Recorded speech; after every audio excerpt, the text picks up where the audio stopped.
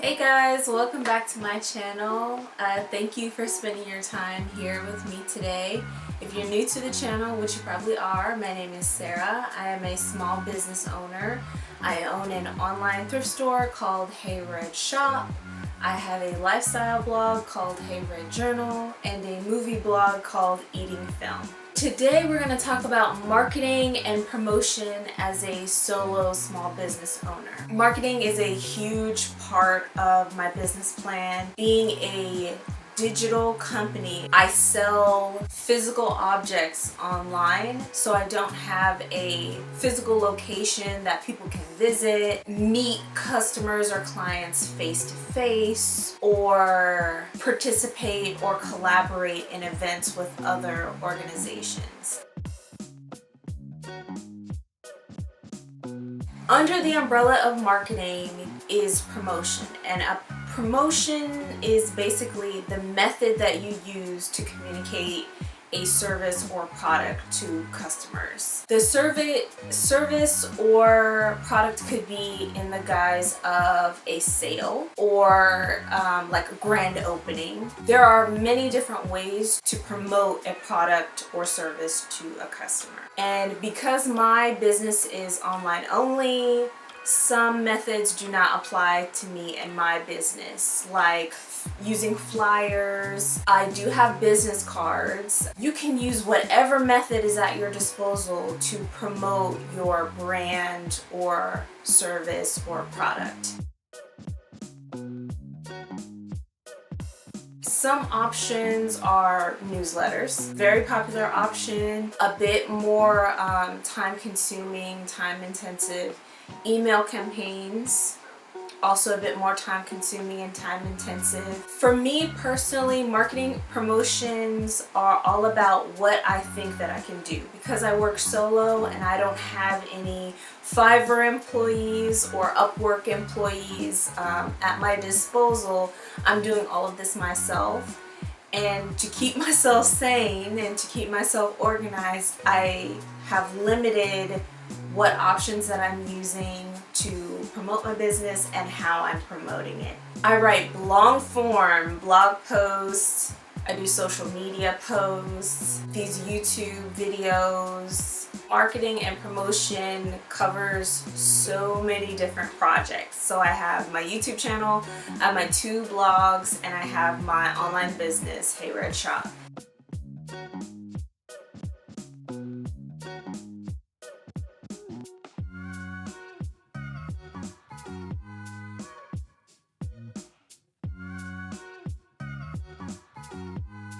Now, because my YouTube channel is not monetized yet, there are certain features that I don't have access to on YouTube, like the community tab.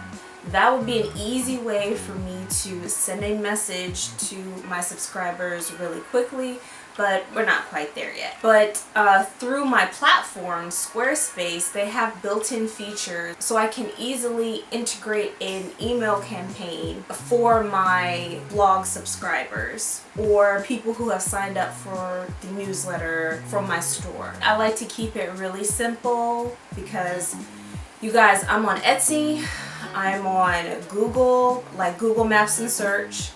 I'm on Instagram, Facebook, and Pinterest.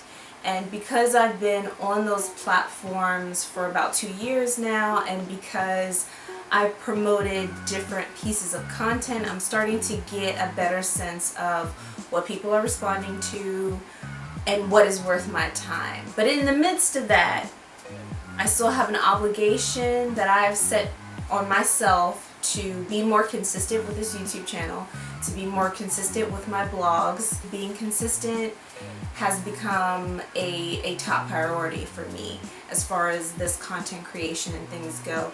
And we're not even talking about the freelance aspect of this, because I am open to freelance work, and creating content, you know, adds to my portfolio.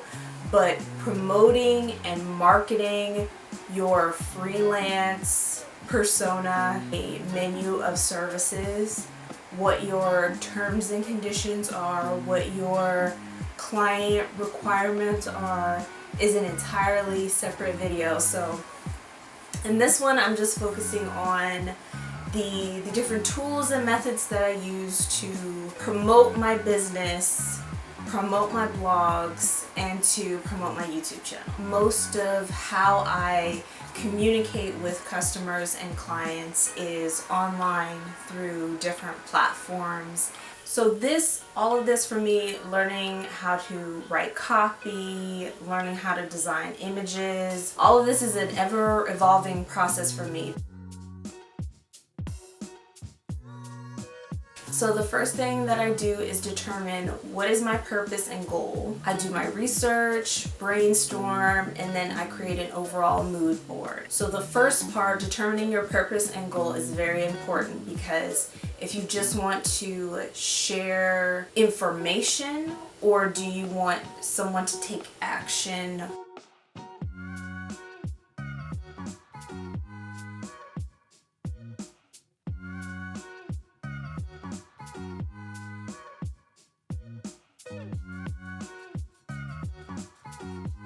The biggest one for me is Canva. I cannot stress enough, not only is it a great place if you don't have experience in design, because they give you so many templates to use for inspiration or directly.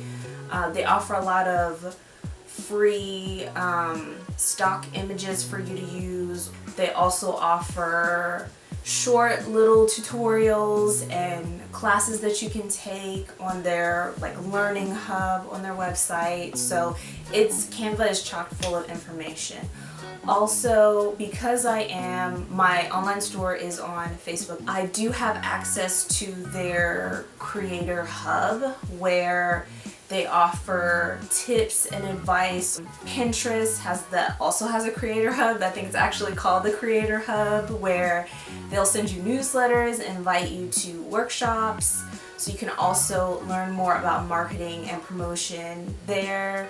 And of course, my biggest platform, Squarespace. I think Squarespace started out being more about visual and design clients that were really bloggers, podcasters, people who could offer their services up front, because I've noticed an evolution in the past few years, a change in the e-commerce storefront templates and designs and the features that they're offering. They have launched a couple of new features recently, specifically to help their e-commerce customers market and promote their products and services by integrating Instagram, Facebook, and the email campaign feature. Your platform, if you have one that your store is on or your blog is on, may already have some built-in resources for you to use, so I highly recommend that you check them out. Instagram offers a few resources, mostly to help you understand your numbers so that you can take action and use the information to create content. Not very much in-depth resources there that I've noticed. Next is the information gathering mode, where I'm brainstorming different ideas, doing my research. If I have information from outside sources, making sure that they are cited properly and that the links are correct and active.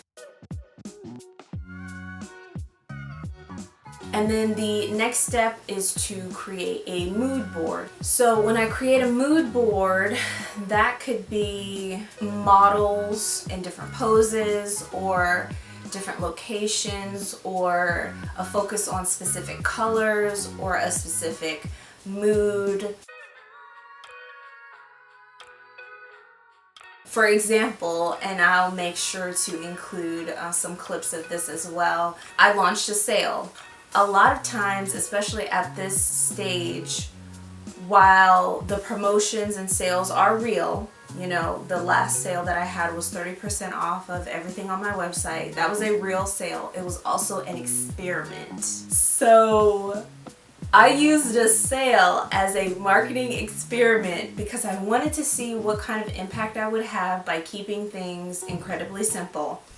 announcing the sale the day before that it started, and then setting a reminder for the day that it ended. And that is the only marketing and promotion that I did. Making sure that I have all the relevant information, like I have the code active on my website, that it applies to all the items, there's no limit, no minimum is necessary, and all of that.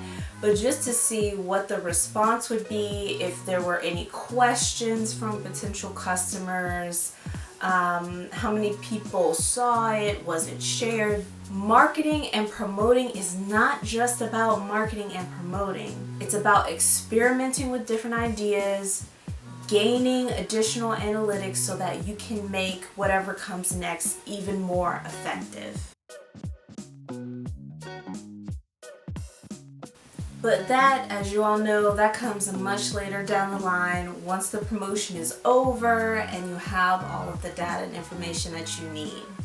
But before that, when we're in the middle of the process, the biggest questions that I ask are, what do I need that I don't already have in order to complete the goal?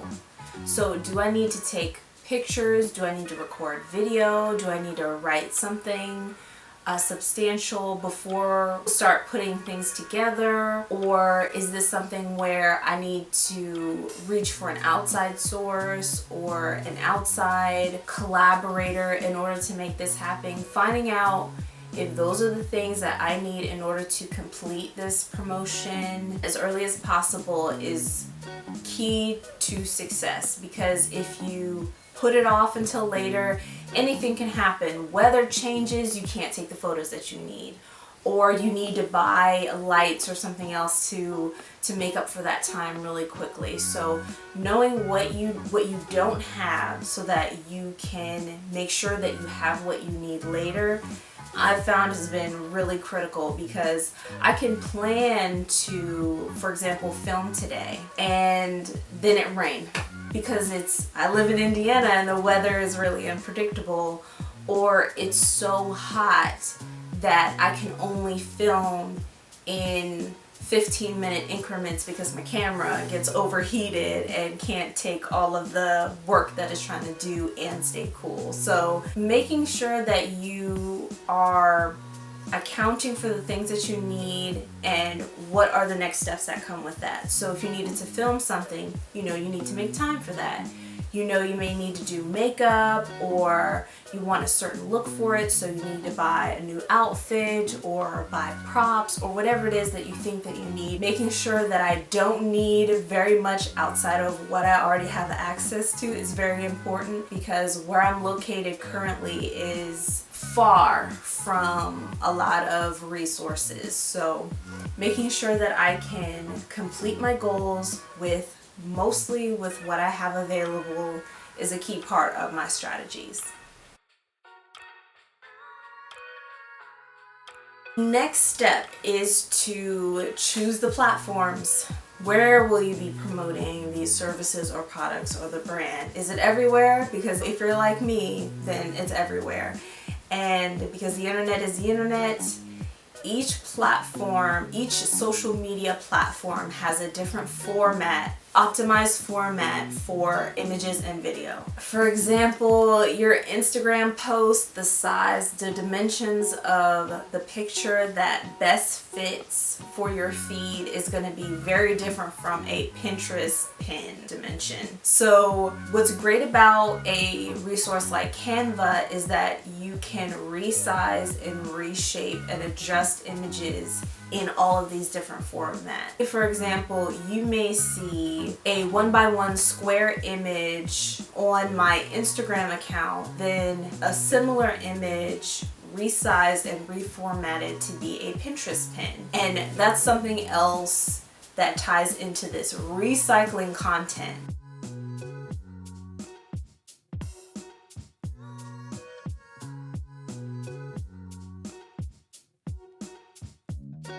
For this sale, I didn't create different images or take different photos or record multiple videos to go on different platforms. I use the exact same images, the exact same colors, fonts to promote it on 2 different social media platforms, Facebook and Instagram. So once you've figured out what is it you need, images, music, whatever, it's time to compose your posts, write out your descriptions, write out your captions, making sure that you have all of the relevant information: when the sale starts, when it ends, what it includes, what it doesn't include, making sure that the codes are there if you have a promo code for people or a specific link that you want them to use. Make sure that that is there if it can be there. Y'all know Instagram is a hater and you can only have one link on your profile at a time, so make sure all of that information is up to date and correct. Next, I will schedule it to post or save the image to manually post myself. I was using the Facebook scheduler to send my Instagram and Facebook posts. A couple of times, something that was supposed to post to both platforms only posted to one, or it posted without a caption, and then I was like, I don't like that. So I made sure to save the images, save the text, and post it myself. So once I save everything to their home locations on my computer and on my external hard drive, I have my calendar set to remind me to post in the different places, and that's it. Then comes the next step: to use the schedulers on the platforms that I trust, like Pinterest. And my only issue with the Pinterest scheduler is that you cannot schedule out posts more than like 14 days in advance. So that's my only issue with the Pinterest scheduler. The Facebook one is not very reliable for either posting to Instagram or Facebook, so I don't use it anymore. So that was super easy, right? It's like no big deal. So there are so many ways for you to market and promote your business. On my platform, Squarespace, they consider using a pop-up as a promotional tool. However you choose to market your business, I wish you the best of luck. If I can think of any other free resources or free tools, they will be in the description box below. Thank you so much for spending your time with me. I really appreciate it, and I'll see you next time.